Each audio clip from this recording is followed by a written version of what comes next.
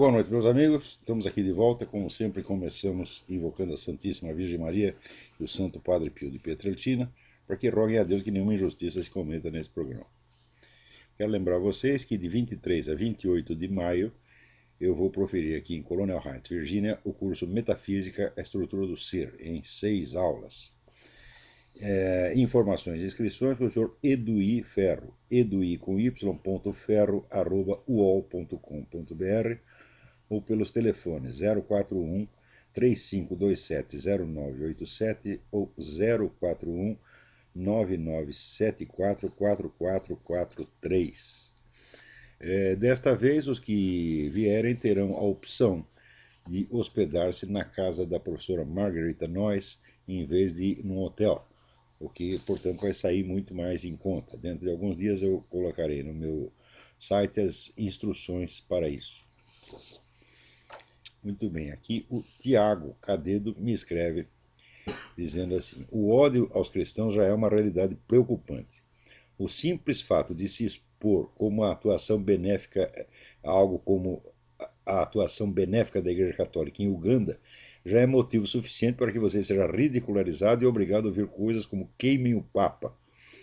Um belo exemplo disso pode ser encontrado na postagem que abordei o assunto no Facebook. Ele, de fato, ele falou disso aí, que é uma realidade patente. Uganda é o único país do mundo que venceu a AIDS, né, graças à campanha do governo em favor das relações monogâmicas, para que as pessoas parem de trocar de parceiro a cada 5 minutos. E isso, evidentemente, é a única coisa que funciona, porque camisinha, em primeiro lugar, estoura. Segundo, ela em si mesmo não estourando não é uma garantia total. A camisinha é como é que se diz, um mito, uma lenda inventada por esse pessoal da Organização Mundial da Saúde para enganar as pessoas. E o fato de você expor isso aqui, dizer uma coisa óbvia: olha, Uganda venceu a AIDS, lá a AIDS não é mais problema. É o único país do mundo onde a AIDS não é problema. Você diz isso, as pessoas ficam com ódio, mas é uma coisa assim absolutamente irracional. Então, aliás, isso é assim mesmo. Isso aí é como ódio anti-americano. As pessoas odeiam os Estados Unidos, dizem que os Estados Unidos é o maior perigo para a humanidade. Por quê? Porque em todas as intervenções militares dos Estados Unidos no mundo, em todas as ações violentas que os Estados Unidos fizeram, até aí na página do professor R.J. Rummel vocês encontram os dados. De 1900 até 1987, o total de vítimas da violência americana no mundo foi 1.613.000. Né? Num período bem menor, que é de 1917 a 1987, a União Soviética matou 61 milhões de pessoas, né? E a China, de 1949 a 1987, matou 72 milhões. Né? De modo que, se você for fazer a escala, né, entre vamos dizer, os inimigos mais perigosos da espécie humana, então, em primeiríssimo lugar vem a China, em segundo lugar vem a Rússia, e em centésimo lugar vem os Estados Unidos. Né? Agora, você só ouve falar, vamos dizer, da periculosidade americana, agressividade americana, que é uma coisa tão desproporcional, tão psicótica, que é evidente que nós não estamos discutindo com pessoas sérias, com pessoas que merecem atenção. A gente vem com essa história, agressividade americana, sabe qual é a resposta? Vai tomar no cu, tomar no cu, vai chupar o piroca. Se preferir, você tem duas opções. Primeiro, dar o cu. Segundo, chupar uma piroca. É a melhor coisa que você pode fazer. Né? Para isso você tem capacidade. Esperamos que tenha, pelo menos. Aliás, vocês têm que ler essa crônica que o Reinaldo Azevedo, né, fez sobre o Tarso Genro, ex-ministro Tarso Genro. Ele é ministro de novo ou não? Acho que não, né? Espero que não. Espero que não. Né? Que era o ministro da Injustiça. Ele foi ministro da Injustiça, salvo engano. E ele publicou um livro de poema em que ele fala assim, né? Fala para a amada: quanto sêmen derramei em vão. Né? Quer dizer, ele se trancava no banheiro, ficava tocando punheta e achar que isso é um negócio tremendamente romântico, tremendamente poético, e fez lá. Né? E o Reinaldo então disse uma coisa maravilhosa: falou, olha, isto é que é um poeta de mão cheia. Foi a linha mais maravilhosa que eu li no jornalismo brasileiro nos últimos 20 anos. O cara realmente é um poeta de mão cheia. Né? Que coisa. E olha, esta gente que governa o Brasil, meu Deus do céu. O cara publica um livro, Memórias de um Punheteiro. Né? e quer que a gente o respeite, quer que a gente o leve a sério. E o outro, não tinha o outro ministro do governo. O Ministério Lula está cheio de punheteiro. Porque tem aquele que foi governador do Rio Grande, né, como é que chamava o desgraçado? Era Olívio Dutra, que ele disse que ele fazia campeonato de punheta com seus amigos, para ver quem esporrava mais longe, e que ele era o campeão. Só tem um detalhe, gente, né? Ele não fez isso aos 12 anos de idade, nem aos 13. Ele fez aos 21, 22. Quer dizer, já era homem feito e ficar fazendo campeonato de punheta, né? E depois vira ministro. Ora, porra. E ele confessou isso numa entrevista, né? E a entrevista saiu numa revista lá de Porto Alegre, e o PT mandou comprar todos os exemplares, sumiu com a revista. Sobrou um na mão de quem? Deste que vos falo. Ai, ai, ai. Daí eu mencionei isso num debate. Eu estava lá com o senador Henrique Fontana. Ele disse: o senhor está desrespeitando o nosso governador. Eu disse: mas eu não o respeito mesmo. O homem é campeão de punheta, pô. E ele confessa e ele se gaba disso, né? E pior, fez isso não quando era criança, quando era homem feito. Então o que o impede de continuar fazendo até os 65, 75 anos, né? Enquanto a sua piroca tiver alguma ereção. Aliás, nem precisa, porque para fins masturbatórios nem precisa muita ereção, né? É como a história do português que foi na farmácia e disse: por favor, meu amigo, eu preciso de meio comprimido de Viagra. Daí o farmacêutico disse: mas, meu amigo, o senhor com meio comprimido de Viagra, o senhor não vai comer ninguém? Ele disse: não, mas não é para comer ninguém, não, é só para tocar uma punhetinha. Então, isso aí, né? É exatamente a mesma coisa que o Olívio Dutra. Comia lá o seu meio comprimido de Viagra e participava do campeonato, né? Aqui, o Antônio Carlos Ranauro Cosolino diz: acordei hoje com vontade de elogiar esse belo trabalho que você faz. Muito obrigado. Sei que você não tem tempo para responder os e-mails, mas você pode falar sobre o amor divino e a importância dele para se compreender a obra de Deus por participação. Bom, Antônio Carlos, é o seguinte: a primeira coisa, se você observar todas as discussões públicas a respeito de se Deus existe ou não existe, você vai ver que, em geral, as pessoas tratam de Deus como se fosse um objeto que você pode conhecer. Não é isso? Ora, um objeto supõe que existe, então, um sujeito que conhece, que é você, existe um objeto separado de você, e existe um campo, um espaço dentro do qual se dá a relação entre você e o objeto. Mas acontece o seguinte, que quando se trata de Deus, não existe esse campo. Deus é o próprio campo, é a realidade suprema, portanto, abrange todos os objetos, portanto, ele não pode virar um objeto de maneira alguma. Então, a maneira de conhecer Deus não é como um objeto discutindo, quem fez o mundo, existe uma causa primeira, tudo isso aí vamos dizer, é assunto para o Olívio Dutra, tá entendendo? É campeonato punheta. Tá certo? O verdadeiro modo de conhecer a Deus é você se abrir para o amor divino e ver o que acontece. Você vai conhecer Deus não como um objeto, mas como uma pessoa que age. E você, na verdade, você não conhece pessoa alguma como objeto. Porque conhecer um objeto é conhecer a essência dele, conhecer as suas possibilidades de manifestação e dominar intelectualmente a possível conduta do objeto. Por exemplo, se é um gato, você sabe que ele vai miar e não vai sair falando alemão, por exemplo, né? Se é uma galinha, você sabe que ela vai botar ovo e não vai dar leite. E assim por diante. Quer dizer, você conhece a conduta do objeto, você pode controlá-la. No caso de uma pessoa, não é assim que você conhece uma pessoa. Você não tem comando total sobre uma pessoa. Você não sabe tudo o que ela vai fazer. Tá certo? Então, existe nela a liberdade. Na medida em que você vai captando as manifestações da liberdade da pessoa, você diz que a conhece. E você, em vez do controle intelectual da situação, você desenvolve com a pessoa uma relação de confiança. Confiança baseada no amor. É exatamente a mesma coisa com Deus.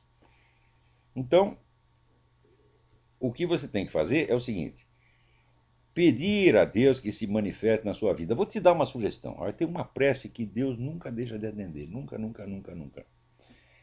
Você reza assim: Deus, mostra que você me ama. Faça isso, insista um pouco. Você vai ver o que acontece. Acontece, gente, porque esse negócio do que você acha, o que você deixa de achar, essa doutrina, aquela doutrina, tudo isso não interessa. O que interessa é a ação de Deus no mundo. As doutrinas são só aquilo que nós, seres humanos, pudemos, com o nosso miserável cérebro, tá certo? Elaborar a respeito. E não é assim, não é através de doutrina que você vai conhecer a Deus. Você vai conhecer a Deus pela manifestação dele, assim como Cristo. Cristo o que que fez? Né? Ele ficou lá no céu escrevendo um livro sobre ele mesmo. Não, ele veio na terra. Pô, entende isso, né? Quer dizer, ele veio e agiu pessoalmente, quer dizer, ele mostrou a sua presença. Ele começou a fazer isso naquela época e está fazendo até agora, tá certo? E enquanto teve a presença física, era fácil de ver. Agora não tem a presença física, mas você pode pedir a presença, você pode pedir a manifestação da ação divina. Né? Se você não faz isso, então o cara que não faz isso está se recusando às condições mais elementares que tornariam essa experiência possível. Né? Então, o conhecimento, por assim dizer, experimental de Deus, qualquer pessoa pode ter, desde que cumpra as condições para ter a experiência. Se Deus é abrangente, se ele não é objeto que pode ser colocado fora de você, mas só pode conhecer, você só pode conhecê-lo como aquele imenso campo, tá certo, de amor e bondade, no qual você se inclui, que você está dentro dele. Então o que você tem que fazer? Você tem que pedir que esse amor, essa bondade se manifeste. Né? Então, se ele não manifestar, você fica aí pedindo 50 anos e Deus nada, nada, nada, né? Não faz nada para mostrar que te ama, então daí você pode dizer, olha, eu acho que Deus não existe. Agora, se você nunca tentou, o cara nunca foi lá, não quis saber, não quis ver, não quis aprender e diz Deus não existe, então é um filho da puta, tá entendendo? Não é para ligar, porque esses caras dizem são todos teorias idiotas. Né? Então, o amor divino é o próprio Deus. Você tenta achar, por exemplo, uma explicação de por que você existe, uma justificativa de por que você existe. Eu já procurei uma justificativa para a minha existência, eu não encontro nenhuma, não tem mais nem meio motivo para eu existir. Somente o amor divino. Né? Mas faça essa experiência que eu te disse, pede para ele insistentemente, Deus, mostra para mim que você me ama. Isso aí, olha, Deus tem coração mole, meu filho. Deus não resiste a uma coisa dessa. Se você pedir, ele vai mostrar. Agora, se você nunca pedir, não. Então isso é como você querer ganhar na loteria sem nunca apostar. Agora aqui, o André Solion me manda uma pergunta muito interessante. Você já ouviu falar do livro Seja Feita a Vossa Vontade, autores Gerald Colby e Charlotte Dennett, sobre Nelson Rockefeller? Eu não só ouvi falar, como eu li esse livro quando estava no Brasil. Os autores afirmam que Nelson Rockefeller se uniu a Cameron Townsend, líder protestante visionário, para combater o comunismo crescente na América Latina e evangelizar as populações indígenas, e que havia influência da CIA. Olha, esse livro me parece até. Eu acho até que foi pago pelo próprio Rockefeller, para inverter toda a história. Porque é o seguinte: essa turma protestante com que o Nelson Rockefeller lidou e que ele mandou para a América Latina, era tudo pessoal do Conselho Mundial das Igrejas, que é um órgão comunista, porra! Hã? Agora vem a história, não, ele estava aqui combatendo. O comunista é assim, ele faz as coisas e daí inverte e diz que foi o contrário. Olha, o Rockefeller nunca fez mal nenhum aos comunistas, meu Deus do céu. Na comissão Rees, que eu mencionei na semana passada, que já é dos anos 50, já se provava que fundações como Ford e Rockefeller estavam dando ampla ajuda não só aos países comunistas, mas às organizações comunistas dentro dos Estados Unidos. Agora, daí os camaradas publicam esse livro, que nos Estados Unidos não engana ninguém. Esse Colby e Dennett não enganaram ninguém nos Estados Unidos, porque todo mundo sabe qual é a do Rockefeller. Né? E vende esse livro no Brasil, todo mundo acredita. Acha, olha aí, ele estava, né, combatendo o comunismo na América Latina. O Rockefeller jamais combateu o comunismo, coisíssima nenhuma. Esse livro é inversão total. O que ele estava é botando esses pseudo-pastores protestantes para fundamentar depois aquela campanha de que a Amazônia pertence ao mundo e não ao Brasil. Ele estava trabalhando para o governo mundial. Né? E o governo mundial não tem absolutamente nada contra os comunistas. Ao contrário, dá dinheiro para eles. E por que dá dinheiro? É muito simples. Esse pessoal todo sabe que um regime comunista jamais existirá. Nunca. Vai ter regime com rótulo de comunista. Mas, quando você tiver um país todinho submetido a um regime nominalmente comunista, ainda haverá dentro dele, né, pelo menos 50% de iniciativa privada clandestina, né, e os banqueiros internacionais vão ganhar muito dinheiro, não só através dessa gente, mas também emprestando dinheiro para governos falidos, governos socialistas falidos, tá certo? E criando dívida, né? Criando artificialmente dívida. Então, esse pessoal dos grandes bancos internacionais adora comunismo, meu Deus do céu. Né? O comunismo para eles não faz mal algum. Comunista, meu filho, é que nem praga de urubu, cai no próprio cu. Onde você faz um regime comunista, quais são os primeiros que morrem? Os comunistas mesmo. E foi assim na Rússia, foi assim na China, foi assim em Cuba, foi assim na Hungria, foi assim na Alemanha Oriental, foi assim em tudo quanto é lugar. Né? Vietnã, Camboja, tudo. Então, o comunista é aquele sujeito que tem a piroca retroativa, que retroage e vai para o própria bunda dele, tá entendendo? Sempre foi assim. Né? Na verdade, quando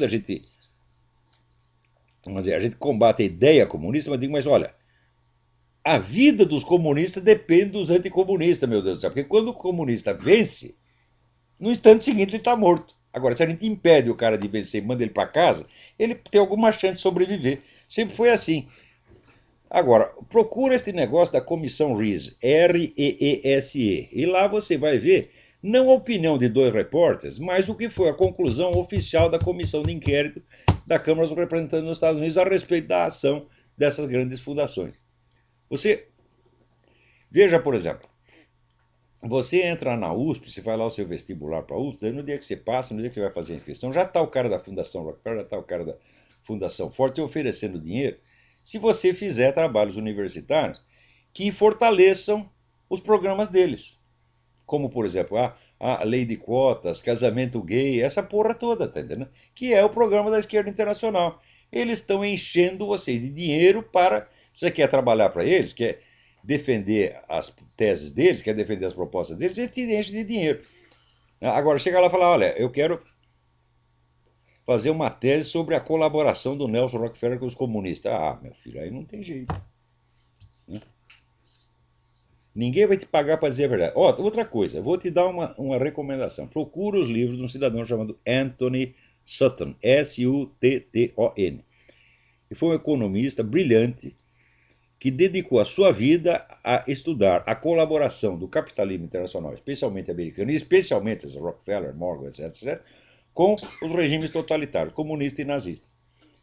E ele publicou um livro em 3 volumes que chama Tecnologia Ocidental e Desenvolvimento Industrial Soviético, mostrando o seguinte: a indústria soviética jamais existiu. Aquilo é tudo dinheiro americano, tudo. Os americanos construíram a indústria soviética para Stalin. Né? Depois vem posar diante de comunista. O que é isso, porra?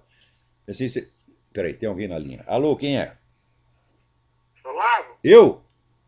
Oi, boa noite. Marcelo, do Orgânico da Terra, Vitória. Marcelo, tudo bem? Tudo bem. Professor, eu gostaria que o senhor fizesse um paralelo entre Ulisses Guimarães e Tancredo Neves. O nosso senhor critica o Ulisses, né? Então eu gostaria que o senhor fizesse um paralelo entre os dois, se possível. E também eu gostaria de entender o porquê que o Carlos Lacerda fez oposição a Jânio Quadros, sendo Jânio Quadros um conservador clássico. Bom, em primeiro lugar, o Lacerda era um concorrente do Jânio. Segundo, ele nunca confiou no Jânio e o tempo mostrou que, que ele tinha razão. Né? O Jânio era um cara egocêntrico, maluco, só pensava em poder pessoal. Quando viu que o poder dele tinha limite, decidiu encenar esta renúncia para dar um golpe e voltar com plenos poderes. Então, até a verdadeira vocação do cara é ditador. O Carlos Lacerda sempre percebeu isso e sempre combateu o cara com toda a razão. Quanto ao Tancredo Neves e Ulisses Guimarães, olha, sinceramente, eu jamais confiei em nenhum nem outro. Porque todo esse pessoal que veio da curriola getulista, o Getúlio fundou 2 partidos. Ele fundou um partido dos pobres, que era o PTB, e o partido dos ricos, que era o PSD. Tá certo? De modo que todo mundo ficasse a favor dele. Né? É mais ou menos como hoje. Você tem 2 partidos, 2 do mesmo lado. Tá certo? E o Getúlio inventou essa moda que corrompeu, parece que de uma vez para sempre, a política brasileira. Né? Quando caiu Getúlio, então apareceu, vamos dizer, a UDN, que era um partido conservador de direita, ao qual pertencia o Carlos Lacerda, e ao qual pertenceu também o Jânio Quadros. Tá certo? E durante um breve período houve, então, um partido conservador no Brasil, que parecia ser uma alternativa a isso. E que, note bem, a tônica da UDN era essencialmente o combate à corrupção. Porque sempre que essa cambada getulista esteve no poder, meteram a mão em dinheiro público e foi uma delícia. E depois, mais tarde, o pessoal comunista descobriu que combater a corrupção podia não só render dividendos, como podia esconder a própria corrupção deles. Você vê que na década de 90, qual foi o partido que mais combateu a corrupção? Foi o PT. Qual foi o partido que mais roubou? O próprio PT. Nunca na vida brasileira houve um fenômeno de roubalheira como o mensalão. É roubalheira oficializada. E também, olha, na história do mundo, se você perguntar assim, houve algum governo no mundo que comprou o parlamento inteiro? Nunca. Só no Brasil. E isto feito pelos caras que mais combatiam a corrupção. Você vê aqueles discursos que o Zé Dirceu, o Genuíno, Mercadante faziam nas CPIs, né? Que eles diziam assim, não, a empresa tal criou um Estado dentro do Estado. Claro, quem está criando o Estado dentro do Estado era o PT mesmo. O que é o mensalão se ele é um Estado dentro do Estado? Então eles usavam, vamos dizer, a mesma retórica que se aplicaria a eles, vamos dizer, literalmente e milimetricamente, eles usavam como figura de linguagem para, vamos dizer, acusar o próximo. Exatamente como Rússia e China fazem com os Estados Unidos. Né? A Rússia vai lá, mata 61 milhões de pessoas e diz que o maior flagelo da humanidade é os Estados Unidos. Oh, mas que filha da puta, meu Deus do céu. Quem é que pode levar essas pessoas a sério por um minuto que seja? Agora acontece o seguinte: eles sabem que eles estão mentindo, eles sabem que a força da realidade está contra eles e por isso mesmo é que eles ficam tão inflamados e tão entusiasmados. Como a realidade está contra, então você tem que criar uma segunda realidade por meio de palavras, de jogo de retórica, de propaganda, de ênfase, né, de histrionismo, se mostrar muito ofendido, muito magoado, muito injustiçado, muito indignado. Quer dizer, toda a encenação, todo o aparato, todo o maquinário emocional é usado para quê? Para substituir a realidade, meu Deus do céu. Porque se você for ver, não quem tem o melhor jogo de cena, mas quem está com a realidade na mão, então você vê quem matou mais, quem matou menos, porra. Né? Então, agora, quanto ao doutor Ulisses, ele é autor desta merda, dessa Constituição de 1988. Ele não, porque né, até o Nelson Jobim meteu a mão e botou lá 2 artigos que não foram sequer votados. Isso também é outro fato inédito na história do mundo. Quer dizer, tem 2 artigos na Constituição que ninguém viu. O sujeito, na calada da noite, foi lá, rabiscou e meteu lá dentro, não avisou ninguém. Quando a pessoa percebeu, já tinha passado anos. Né? Você está vendo por que eu digo que o Obama é um político brasileiro? O Obama foi aí, vocês deviam segurar ele aí, porque ele é, mas sem dúvida, o Obama é brasileiro. O pessoal diz que ele nasceu no Havaí, nasceu no Quênia. Falam, não, meu filho, ele nasceu no Rio de Janeiro, na Bahia, no Mato Grosso, em algum lugar aí. Não é possível o cara ter tanto talento para vigarice. Nunca houve um americano assim. Olha aqui, gente. Os caras outro dia fizeram uma auditoria do estímulos, né? O Obama distribui. O estímulo significa o seguinte: você vai distribuir dinheiro para empresa falida e banco falido. Quer dizer, você vai premiar má administração. Você tira dinheiro de quem está trabalhando, tira dinheiro do contribuinte para alimentar vagabundo mesmo. Quer dizer, as empresas provaram que não tem competência nem idoneidade para funcionar. O Obama vai lá e salva as desgraçadas com o dinheiro dos outros. Bom, então distribuiu o dinheiro a rodo. Quando foram ver, falaram, bom, vamos ver quem recebeu a grana. Gente, estava faltando US$ 1 trilhão. Não é 1 bilhão, é 1 trilhão. Que ninguém sabe para quem foi dado o dinheiro. Né? Daí, o cara na comissão lá parlamentar espreme lá a mulher que é, teoricamente, a investigadora que deveria, né, a auditora que está lá fiscalizando o negócio. E ela disse, eu não sei. Ninguém me falou disso. Quer dizer, aprenderam com o Lula, eu não sabia de nada, eu não sabia de nada. Ninguém sabe de porra nenhuma. US$ 1 trilhão sumiu. Puta vida. Olha, isso só pode acontecer aqui durante o governo Obama. O Obama é como o Lula. O Lula disse, eu inaugurei um novo estilo de fazer política. Sim, você inaugurou um mensalão, porra. Hã? E aqui o Obama também inaugurou um novo estilo de fazer política. Chama-se meter a mão. Hã? Olha aqui.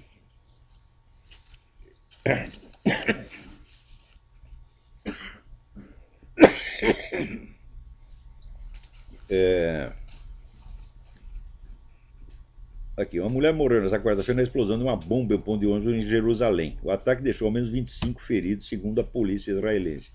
Olha, essas coisas lá em Israel não param de acontecer. Não param. É todo dia, todo dia, todo dia. E o pessoal vem dizer, não, são os israelenses que são os agressores. Eu digo, mas que caça de agressão é essa? Hein? A agressão consiste em você, né, levar uma bomba no ônibus. É isso que eles estão fazendo? É todo dia ter atentado. Aqueles foguetes, os caras não param de jogar foguete o tempo todo. Né? Agora, aí no Brasil, veja você. Vocês lembram aquele vídeo em que aparecia dois filha da puta, seu Luiz Inácio Satanás da Silva, né? E o governador do Rio de Janeiro, seu Sérgio Cabrão, né? Os dois ali inaugurando uma quadra de esportes. E daí chegou um menino para eles e falou: ô, senhor presidente, a quadra de esporte não está funcionando, a piscina não funciona. E os dois caem de pau no menino, né? Tentando amedrontar o rapaz, que até ali ficou bravamente, levou as porradas quietinho. Né? E o Sérgio Cabral falou: ah, tu é um trouxa, tu é um otário. Né? Você lembra? Bom, muito bem. O camarada que filmou aquilo, né, levou 2 tiros hoje de manhã, lá no Rio de Janeiro, aqui. Blogueiro Ricardo Gama, 40 anos, foi baleado na manhã dessa quarta-feira na travessa Moacir de Eriquém, que liga a rua Santa Clara ao bairro Peixoto, em Copacabana. Ele não morreu, não, sobreviveu e está lúcido, né? Então vamos ver o que ele vai contar depois. Mas, ora, será que tem alguma relação entre uma coisa e outra? Eu acho que sim, é bem provável que sim. Porque se o cara filmou aquilo, ele está sabendo daquilo, ele está sabendo de muito mais outras coisas. Então, claro que no Brasil você não precisa mandar um agente policial matar os caras. Não, você pede para os caras do Comando Vermelho, pede para o cara do PCC, pede para qualquer narcotraficante. Né? Uma vez eu tive uma briga com os caras, o cara estava ameaçando me matar. Chegou um sujeito para mim e disse: olha, ô doutor, nós damos um jeito nisso aí, só dá 50 real, a gente mata o desgraçado e queima ele com um pneu. Eu falei: não, não, não, não precisa não, não precisa não, muito obrigado, muito obrigado. Né? Rejeitei a generosa oferta, mas poderia ter queimado meus inimigos dentro de um pneu e eles desapareceriam. Então, não precisa fazer violência oficial, você não precisa estar KGB, você tem coisa melhor, você tem os bandidos que estão. Veja, o pessoal dessas quadrilhas brasileiras são tudo amiguinho das Farc, e o qual é amiguinho do governo. Pronto. Vai lá, tudo se resolve no Foro de São Paulo. Então, o assassinato político camuflado é a coisa mais fácil de se fazer no Brasil. Não digo que foi feito, mas é uma possibilidade bastante razoável. Agora, eu estava falando do Obama. Então, pela primeira vez, decidiram fazer uma pesquisa, não pesquisa jornalística, decidiram fazer uma pesquisa científica com todo o controle, né, para ver o seguinte. Você sabe que o Obama chegou lá na presidência sem ninguém saber quem ele é. Né? Ele não mostra os documentos, escondeu todos os documentos. Né? O Estado do Havaí chegou a fazer uma lei que proíbe as pessoas de investigar a certidão de nascimento. Né? Então, o bloqueio geral com a ajuda de toda a mídia, que a mídia pertence justamente a esse pessoal globalista, né? Os Rockefellers e Morgans, etc, etc. Então, como são todos aliados do Obama, então fizeram um cerco para que ninguém soubesse de nada e não pudesse investigar. Né? E no começo, quem exigia esses documentos era chamado de louco, de tarado, de teórico da conspiração, etc. A mídia inteira caía de pau. Bom, aos poucos, a população americana foi percebendo que o problema ali era sério. Eu, durante a eleição, sinceramente, eu achava que o problema da certidão de nascimento dos documentos era o único problema que deveria ter sido discutido. Por quê? Porque a identidade do candidato é uma preliminar à eleição. Então, é como num processo. Antes de você discutir o conteúdo do processo, a matéria do processo, tem que discutir as preliminares. Quer dizer, se a coisa foi apresentada no prazo, se atende às exigências formais. Então, a identidade do candidato é uma condição formal para que ele possa se apresentar à eleição. Se o cara não preenche essas condições, então para que discutir as ideias dele se a candidatura mesmo é ilegítima? Eu achava isso e até escrevi isso aqui, e muita gente, inclusive conservadores, né, achava que estava completamente errado. Não, isso não tem a mais mínima importância, onde já se viu, é claro que o sujeito nasceu no Havaí, é claro por quê. Cadê a prova? Não está nada claro. E mesmo que ele tenha nascido, que ele nascesse na ponta do obelisco em Washington. Ele tem a obrigação de apresentar os documentos. Por quê? Porque o seu adversário, o John McCain, apresentou 1000 páginas de documento, então logo foi pedido. Quer dizer, a biografia do John McCain estava totalmente transparente e a do Obama totalmente opaca e ninguém pode fazer pergunta. Então, agora o pessoal do WorldNet dele contratou uma firma para fazer uma pesquisa científica mesmo. Quer dizer, o Wenzel Strategies, que é uma firma de muito prestígio aqui, para fazer. Vamos ver o que os americanos estão pensando disso. Vamos ver se eles confiam na identidade do Obama. Sabe o que eles descobriram? Somente 9% dos americanos acredita que o Obama apresentou condições que provavam a legitimidade da sua candidatura. 91% dos americanos não acreditam que o Obama é quem ele diz que é. Ou pelo menos não acreditam que ele provou. Isso é a coisa mais séria da história americana. Porque você colocar lá um sujeito desconhecido, que ainda tem uma história toda suspeita, é um sujeito que fez a carreira dele com o dinheiro dos árabes. Os árabes financiaram toda a carreira universitária dele, sem dizer por quê. E você acha que fizeram isso só por caridade? Meu Deus do céu. Quem é que vai ajudar político por caridade? Você pode ajudar o pobrezinho que está lá na rua, mas o garoto que já tem ambição política, você não vai ajudar ele a subir na vida por nada, né?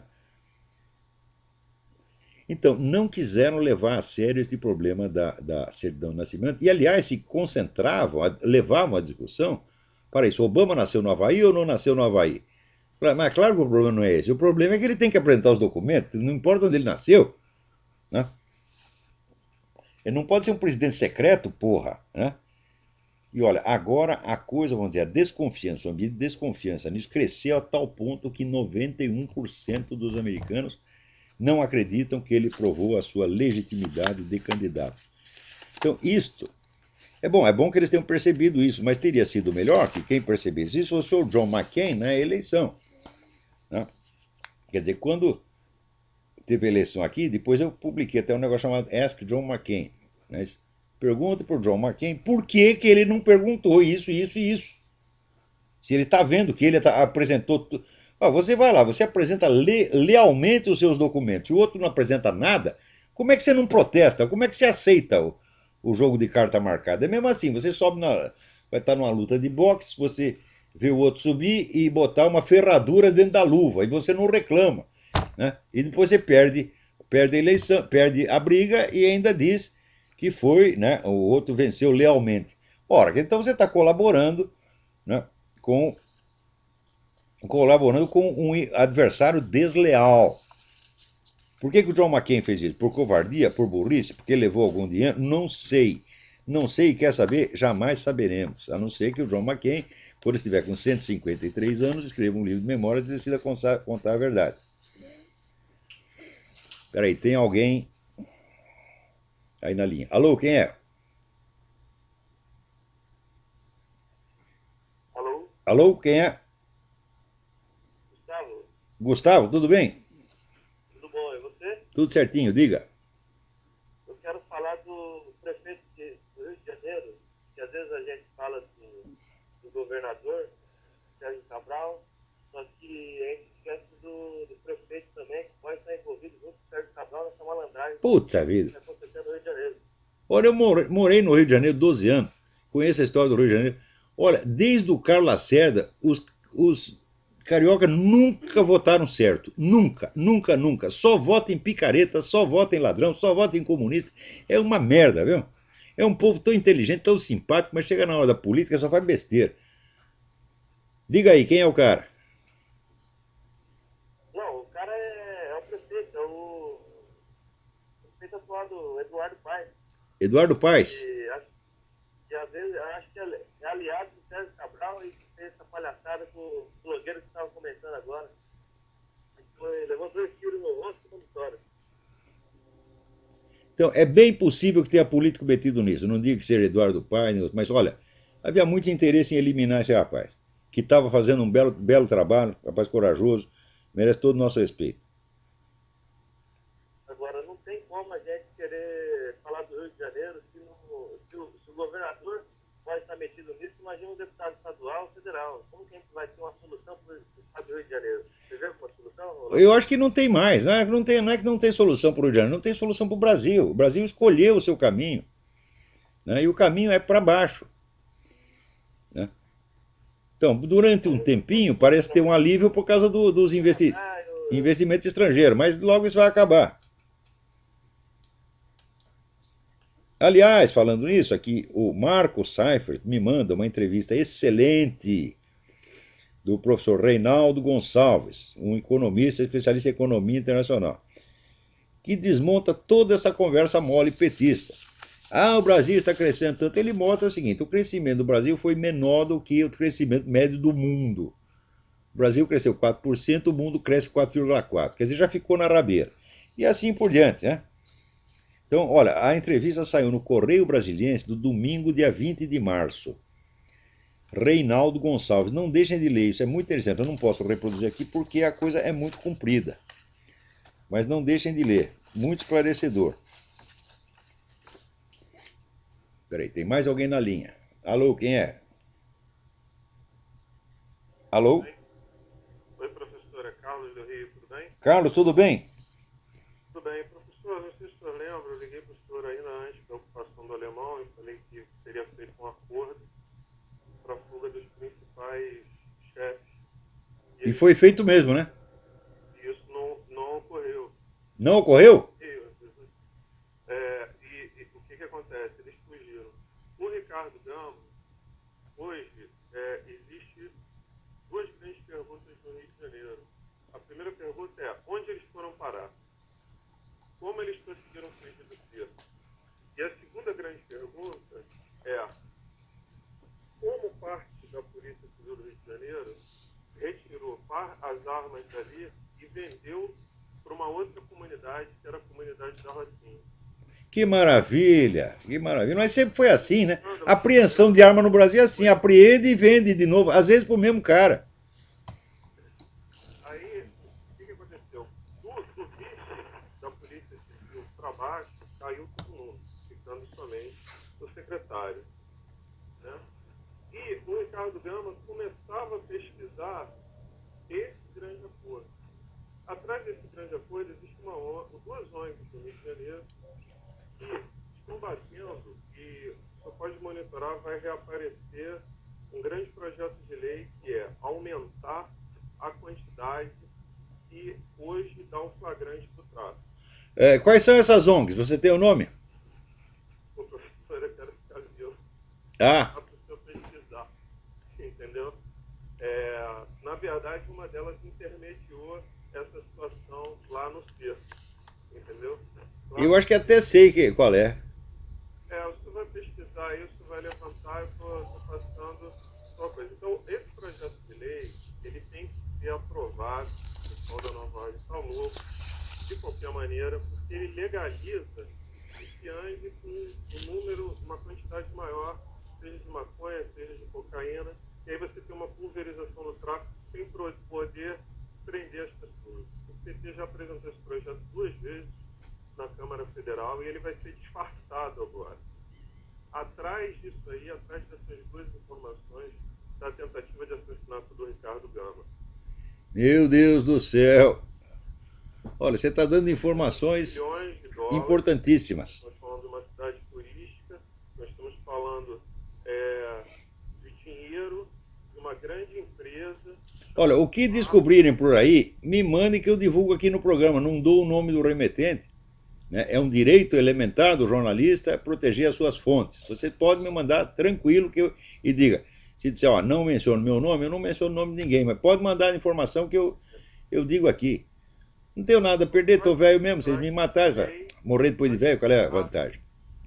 A toque de caixa, entende? Porque não tem como parar essa indústria.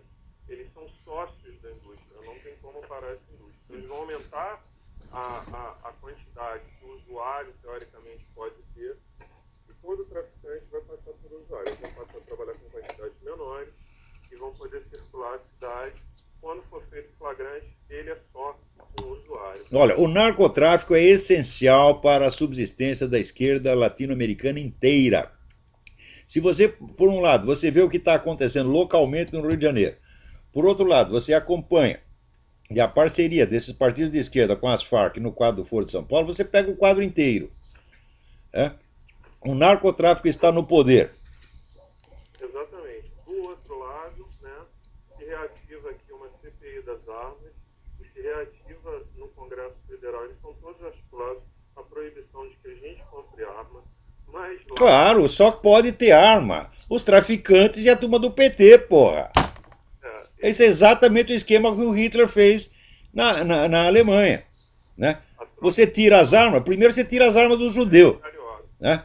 Depois você tira do cidadão comum. Então, para obter arma é só mostrando uma carteirinha do partido. É o que eles vão fazer no Brasil, já estão fazendo.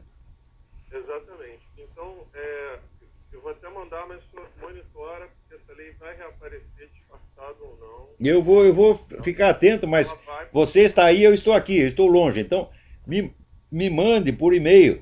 Tá? Me mande para né, olavo@olavodecarvalho.org. Flagrante nos diferencia, porque o que diferencia o usuário do traficante é uma quantidade. É a quantidade, é claro. Quando ele é preso, vai para o instituto, o que foi preso, é feito um relatório técnico e aquilo faz a diferença. O golpe está aí a ponta, está revelado. Esse foi o problema do alemão aplicado no teatro. Fica com Deus, professor. Você também, muito obrigado por essa informação, mas me mantenha informado, não para por aí não, vai me mandando material que a gente fala aqui, não cita nome nem nada. Então, olha só que cada coisa impressionante, putz a vida.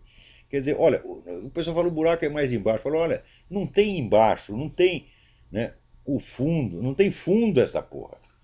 Pode cair indefinidamente. E todo mundo, quanto mais cai, né, mais tenta dar a impressão de que está tudo normal e não está acontecendo nada. Por quê? Porque se você for dizer o que está acontecendo, você chora. Né? Então é melhor não falar dessas coisas. Né? Vamos conversar de futebol, de mulher, do carnaval. É exatamente o que está fazendo. E aí essa turma toda das Forças Armadas, que diz que são os grandes garantidores da segurança nacional, estão tudo só pensando em aposentadoria. Tirando aquela meia dúzia de pessoas honradas, entre os quais a turma do Jornal em Confidência, Coronel Migues e outros, que eu tenho muita honra de que sejam meus amigos, o resto é tudo um bando de boiola, viu? Alô, tem mais alguém aí na linha? Quem é? Alô? Sumiu. Tem mais outro, vamos lá.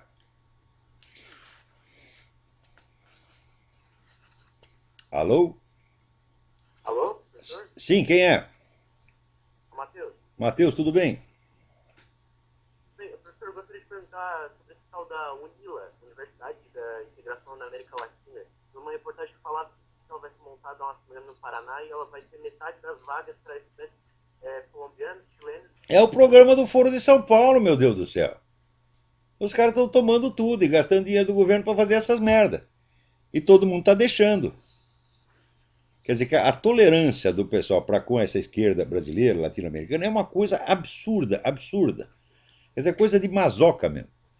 Eu chego à conclusão que as pessoas querem morrer. Elas estão querendo morrer e pedindo para essa turma cubanos, o pessoal das Farc, tudo para matar eles. Agora, esse masoquismo não é monopólio de brasileiro. Você veja que o Obama foi no Chile e pediu desculpas pelo que nós fizemos com Allende. Os americanos não fizeram merda nenhuma com Allende, porra. Quer dizer, num negócio onde você tem a mobilização das forças... Veja, quem estava contra o Allende? O parlamento inteiro, a Suprema Corte, mandaram o exército desalojar o cara lá. Para que precisa o americano no meio? Não precisa de nada, quer dizer, é como no Brasil. No Brasil disseram, não, tem aquela famosa tese, os americanos é que deram o golpe, prepararam o golpe, etc. Daí apresentaram a prova. A prova era uma conversa entre o embaixador Lincoln Gordon e o presidente Johnson, e o Lincoln Gordon lhe dizia para o Johnson, presidente, os caras botaram as tropas na rua, o que nós fazemos? Quer dizer, diante do fato consumado, ele está perguntando para o presidente o que fazer. E isso, segundo os espertinhos, era a prova de que os americanos tinham preparado o golpe. Mas se tinham preparado, como é que o cara podia estar assustado? Presidente, os caras meteram... Precisam fazer alguma coisa, eles botaram as tropas na rua? Quer dizer, eles usam a prova em sentido contrário. Quer dizer, a prova de que os americanos estavam tentando acompanhar o que acontecia, né? Mas aquela comunicação prova exatamente que não tinham nada a ver com a história. Então, no Chile é a mesma coisa. Então, tem um historiador inglês que estava lá, que viu tudo e escreveu o livro A Tale of Two Chileans, um conto de dois chilenos. Procura esse livro, tá tudo explicadinho lá. Agora, chega aqui, o Obama vai lá cuspir na cara do próprio país, né? Vai lá elogiar, vai lá louvar um sujeito comunista, anti-americano, e vai falar mal do seu próprio país, acusando de algo que o país não fez. É um negócio incrível, né? Agora, outra coisa. Anos atrás eu conheci um cidadão em São Paulo que promovia, né, fazia um maior bafafá em torno do filósofo catalão Raimundo Lula. Né? E até um dia eu estava conversando com ele, ele falando maravilhas do Lula, dizendo que o Lula era muito mal que Santo Tomás de Aquino. Daí começou a falar mal de Santo Tomás de Aquino, disse que Santo Tomás de Aquino era misógino. Eu, para não discutir muito, eu mandei tomar no cu. Essa foi, né, a coisa mais apropriada que me pareceu no momento. E essa maneira de Raimundo Lula é um filósofo interessante até certo ponto, tá certo? Mas era um sujeito evidentemente maluco, já que ele acreditava que por um jogo de combinações meramente formais de conceitos você poderia alcançar todo o conhecimento humano. Bom, se era possível fazer, por que ele não fez? Né? Então, a proposta é muito bonita, mas é absolutamente irrealizável. Mas agora eu começo a entender por que havia lá um sujeito no Brasil, tanto promovendo Raimundo Lula. Olha aqui, vai ter aqui em Palma de Mallorca, Espanha, um congresso internacional, né, de interculturalidade. Né? E qual é a teoria na qual se baseia para o negócio da interculturalidade? É aí o Raimundo Lula. Então está aí, Raimundo Lula está trabalhando para a nova ordem global. Então eu entendo por que foi possível. Né? Veja, o Raimundo Lula é o único filósofo do mundo que tem um instituto inteiro montado para promovê-lo no Brasil. Você não tem o Instituto Mário Ferreira dos Santos, você não tem o Instituto Vicente Ferreira da Silva, você não tem o Instituto Miguel Reale, para falar do brasileiro, você não tem o Instituto Aristóteles, você não tem o Instituto Platão, mas tem um instituto, não tem nem Instituto Karl Marx, gente, mas tem o Instituto Raimundo Lula. Por quê? Porque o homem serve para a nova ordem mundial. Olha, vivendo e aprendendo. No Brasil, tudo que parece vida cultural, você vai ver no fim, é só sacanagem, só sacanagem. Agora, para não dizer que o negócio está tudo ruim, aqui tem uns ativistas ateístas que queriam tirar a palavra Deus do Pledge of Allegiance. Pledge of Allegiance é preito de lealdade, né? Que as crianças repetem na escola, os milicos no quartel, né? Pledge allegiance to the flag of the United States, blá, blá, blá. Toda criança sabe isso. Então está lá no meio, tá A Nation Under God, né? E ele queria tirar o Under God, né? Provavelmente queria botar Underdog, né? E foi lá, argumentou o negócio do Estado leigo, chegou na Suprema Corte e o cara se fudeu todo. Porque a Suprema Corte diz, olha, o simples fato de você colocar a palavra under God não quer dizer que você está estabelecendo uma religião. Hein? Especialmente se você não está estabelecendo uma religião em particular. Então a queixa não funciona. Então o cara se ferrou e ele botou um aviso na internet de que ele não vai recorrer por razões que é melhor não divulgar. Vai saber que razões são essas. Então essa briga aí pelo menos terminou. O Pledge of Allegiance vai continuar do jeito que está. Né? Agora aqui, Fernando Henrique Cardoso diz, os Estados Unidos não tem mais como impor nada para o mundo. Olha, eu acho que você tem razão, Fernando Henrique, porque com este bosta na presidência, o que vai dar para fazer? Você vê, o cara está lá intervindo, né, na Líbia, no Egito e tal, para derrubar governos que são inofensivos e botar governos hostis. O Mubarak era um aliado dos Estados Unidos. O outro lá, o Gaddafi era um inimigo, mas era um inimigo inócuo, porque desde que o Ronald Reagan mandou jogar aquelas bombas lá, o Gaddafi ficou quietinho, rapaz, parecia um poste, não falava nada, nada, nada, nada. Então o Gaddafi está desativado de oferecer nenhum perigo para os Estados Unidos. Agora vamos botar a fraternidade islâmica no poder nesses dois países, e mais não sei quantos, né, que é, vamos dizer, a organização que coordena todo o anti-americanismo da região. Isso é o que o Obama está fazendo. Está fazendo isso através de uma intervenção militar. Então veja você, o pessoal da esquerda fica puto da vida porque é uma intervenção militar. O pessoal da direita fica puto da vida porque essa intervenção militar vai ter resultados, obviamente, anti-americanos. Quer dizer, o que esse cara quer? Hã? Ele, evidentemente, está trabalhando para os inimigos e ainda, né, está fazendo isso de uma maneira tal que nem mesmo os amigos podem apoiá-lo. Então, não é de espantar que só 9% confiam no cara, né? Agora, aqui, olha o negócio do Reinaldo Azevedo aqui. Que maravilha isso aqui. Poeta de mão cheia. A volta de Tarso Genro, poeta de mão cheia. E também diz que, olha, Gabriel Chalita também escreveu poemas. Olha aqui. A vovó Cacilda parecia uma patinha. E a vovó Julica, elétrica e risonha, conversava com lagartos. Mas o que é isso? Batatinha quando nasce, porra? Né? Como é que essas pessoas conseguem mostrar cara em público e até posar de intelectuais? Você vê, uma coisa não tem fundo mesmo, pode cair indefinidamente. Né? E olha aqui, o padre Luiz Carlos Lode da Cruz, lá do Provida de Anápolis, botou um texto muito bom no site dele, chamado Disque Perseguição Religiosa. Né? Quer dizer, o Brasil não tem uma lei que tipifique como crime a oposição ao homossexualismo. Né? O PLC 122, que pretende, foi desarquivado, mas não foi aprovado ainda. Mas antes mesmo de ser aprovado, né, já está em vigência, porque a Dilma criou um serviço de descagens para você denunciar perseguições anti-homossexuais. Escuta, meu, que perseguição anti-homossexuais existe no Brasil? O Brasil é um país em que as vovozinhas assistem show de traveco às 3 horas da tarde junto com seus netinhos, porra. Não acontece nada para essa gente. Até as estatísticas que dizem, olha, morreram 120, né? Homossexuais. Digo, 120 num país que morreram ao mesmo tempo 50 mil outros. O que é isso? Que palhaçada é essa? Agora, a perseguição religiosa existe sim. No Brasil está ficando cada vez mais séria. Quer dizer, a hostilidade, o ódio está ficando cada vez mais evidente. Então o padre aqui, numa coisa irônica, né, botou aqui o disque perseguição religiosa. Né? Ai, ai, ai. Bom, então, gente, eu vou parar por aqui mesmo, porque aqui está chovendo, está vindo uma tempestade e nós usamos uma conexão de satélite, uma merda de conexão, né, que quando tem tempestade você tem que desligar tudo, né, e se esconder embaixo da cama.